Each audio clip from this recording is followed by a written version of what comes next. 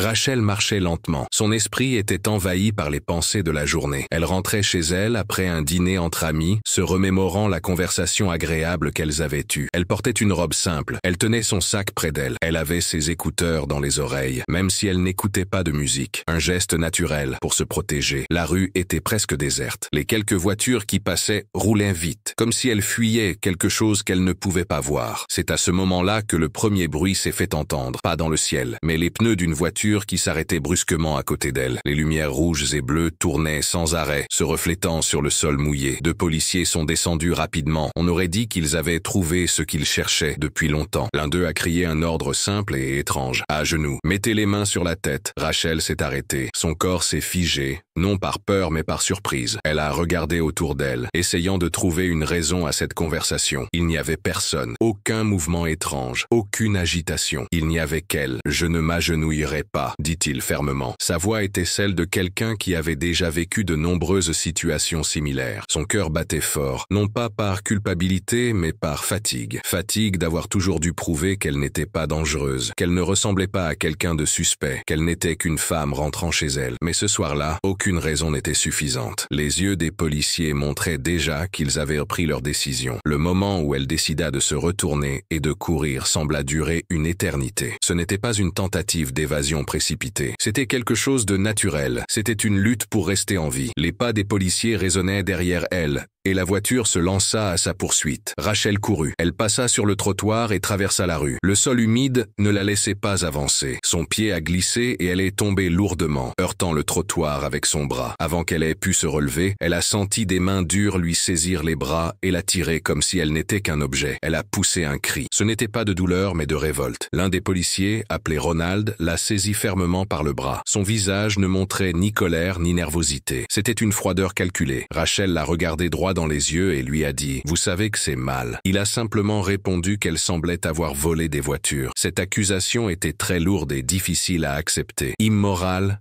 et absurde. Elle a commencé à parler. Elle voulait se défendre. Elle leur a rappelé qui elle était, ce qu'elle faisait et où elle se trouvait. Mais sa voix n'était que du bruit pour eux. Ronald, irrité par la force de Rachel, l'a fait tomber d'un coup rapide avec ses jambes. Elle a perdu l'équilibre à nouveau, posant ses mains sur le sol, et son corps tremblait de nervosité. Ses amis, qui se trouvaient juste derrière, ont essayé de l'aider. L'une d'elles l'a appelée par son nom, mais cela n'a servi à rien. Ronald tenait déjà les trois filles. Menottes, bousculades et menaces. Allongée sur le trottoir glacé, Rachel a compris que rien de ce qu'elle dirait ou ferait cette nuit-là ne changerait ce qui avait déjà été décidé avant l'arrivée de la voiture de police. La ville est peut-être nouvelle, claire et parle de progrès, mais elle porte encore les marques de son passé difficile. Elle a encore peur. Il existe encore un système qui juge avant d'écouter. La Rachel de cette nuit-là n'était pas seulement une femme emprisonnée sans raison. Elle était l'image de nombreuses autres femmes qui, sans nom et sans voix, disparaissent entre le béton et le silence. C'est là, sur le sol, menottée, le visage en sueur de rage et les yeux fixés dans l'obscurité, que Rachel a commencé à écrire, sans même le vouloir, la première ligne d'une histoire qui ne pourrait plus être effacée. Cette nuit-là, plus que de la honte, elle a ressenti une colère tranquille, un sentiment qui commençait à grandir intensément, le désir de justice, même si cela impliquait de traverser des épreuves qu'elle n'aurait jamais imaginé affronter. Le commissariat était éclairé par des lumières froides qui donnaient à l'endroit un aspect sans vie. Il semblait qu'il n'y avait là aucune place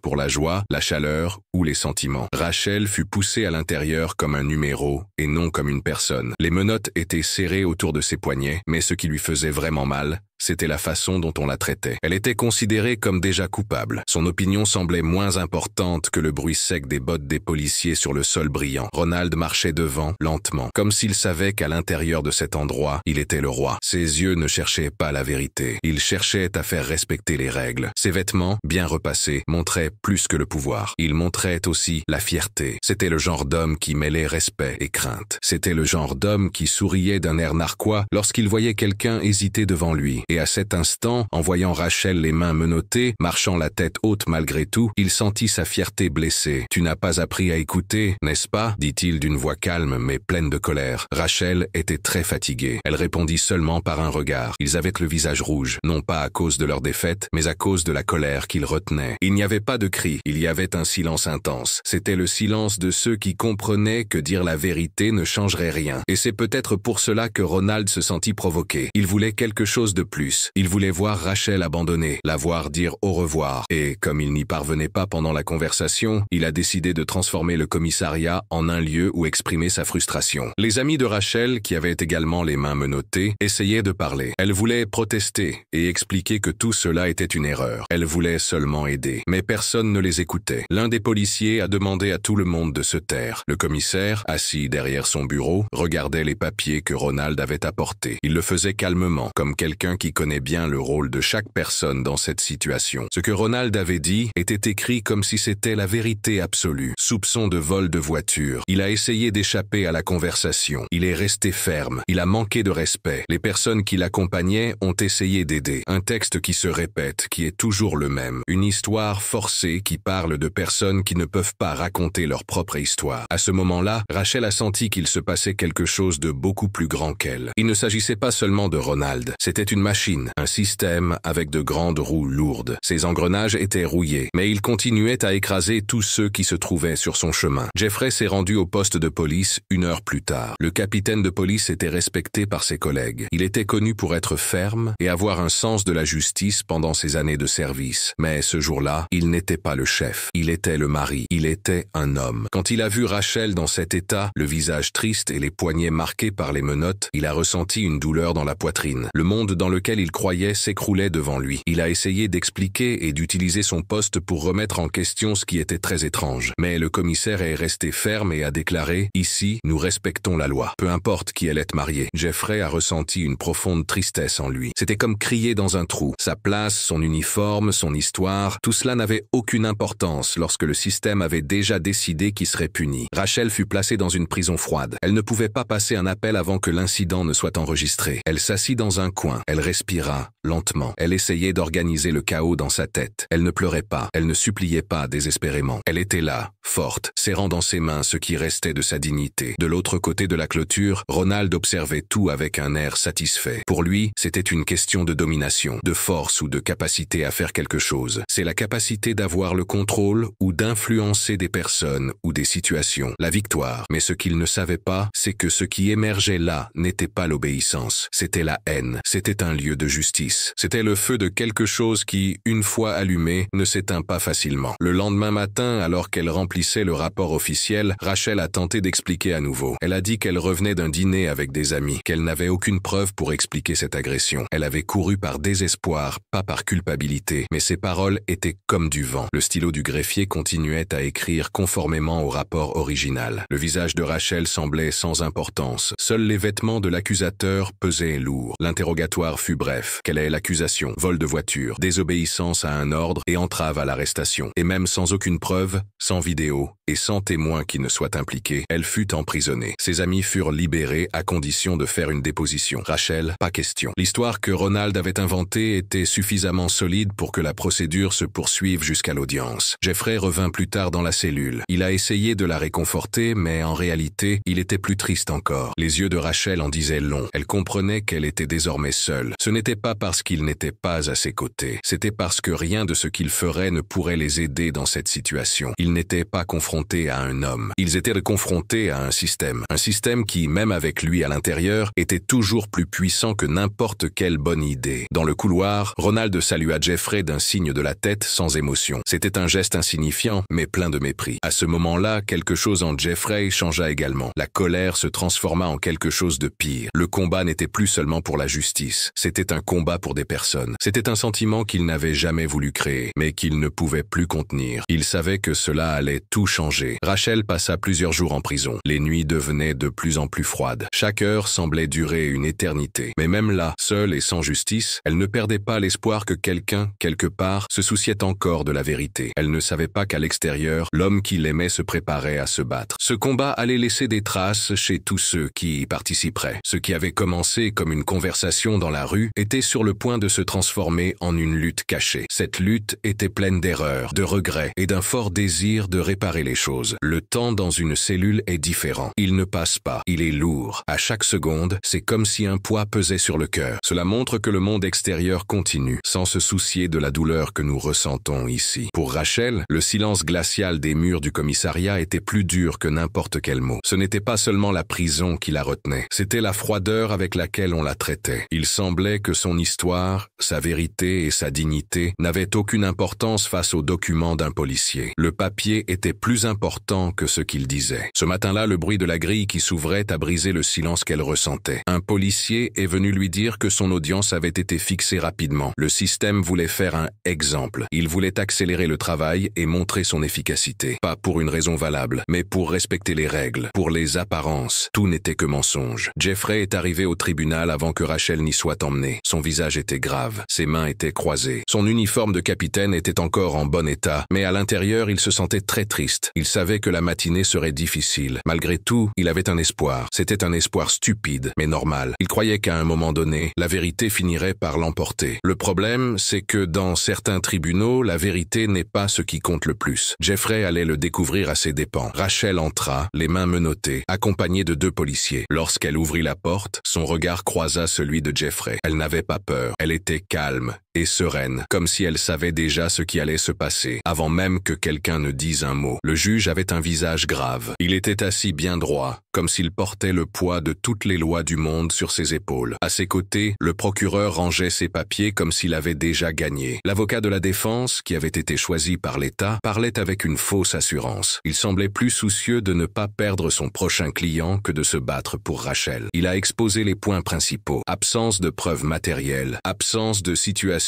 permettant d'arrêter quelqu'un en flagrant délit, et témoignages en faveur de Rachel. Mais tout semblait sans émotion, sans conviction. Le procureur, fixant les pages du rapport de Ronald, présentait Rachel comme un danger. Il disait qu'elle était une personne qui n'aimait pas l'autorité. Il utilisait des mots bien choisis. Ses phrases comportaient de nombreuses virgules et répétitions qui semblaient bien placées. C'était comme s'il voulait que quelque chose de très étrange ait un sens. Ronald a été invité à prendre la parole lors d'une audience. Elle est entrée comme si elle défilait dans un défilé. Sa façon de se présenter est forte, sa voix est claire et bien entraînée. Il a dit que Rachel agissait de manière agressive, qu'elle avait tenté de s'échapper et qu'elle n'avait pas respecté à plusieurs reprises son autorité. Ces mots semblaient plus lourds que les larmes silencieuses des amis de Rachel. Elles étaient assises au fond de la salle et regardaient cette scène étrange. Les caméras de sécurité de la rue étaient cassées. Les photos du moment où l'approche a eu lieu n'ont pas été retrouvées. La patrouille de police n'a pas non plus enregistré correctement le son. C'était facile, convenablement mauvais. Quand on a appelé Rachel, elle a parlé clairement. Elle a raconté tout ce qui s'était passé depuis le moment où il l'avait abordée jusqu'à celui où il l'avait traînée dans la rue. Elle a parlé de sa peur, de sa colère et de sa résistance à s'agenouiller. Elle a dit qu'elle n'avait commis aucun crime. Le juge l'a écoutée avec une expression normale, presque sans intérêt. Quand elle a eu fini, le silence dans la salle était pesant. Mais rien n'avait changé. Le procureur a répété les éléments du rapport, et même sans preuve, aucune preuve claire, le poids de l'uniforme a eu plus d'importance. Jeffrey s'est levé. Il a demandé la parole en tant que citoyen, en tant que mari et en tant que chef de la police de la ville. J'aimerais que quelqu'un m'écoute. Il a dit qu'il croyait en l'honnêteté de sa femme. Il disait qu'il connaissait Rachel mieux que quiconque dans cette salle. Il était très injuste de condamner quelqu'un sur la base d'un rapport qui ne montrait qu'un seul côté de l'histoire. Mais le juge l'a interrompu froidement. La cour ne se base pas sur des amitiés, des mots tranchants prononcés comme une décision. La décision est tombée rapidement, comme si elle avait été écrite avant le début de l'audience. 10 mois de prison, une amende de 98 000 $. La justification est une explication des raisons qui motivent une décision ou une action. Elle sert à montrer les motifs et les raisons qui ont conduit à ce choix. L'outrage signifie manquer de respect à quelqu'un, généralement une autorité. La résistance à l'arrestation est le fait qu'une personne ne veut pas être arrêtée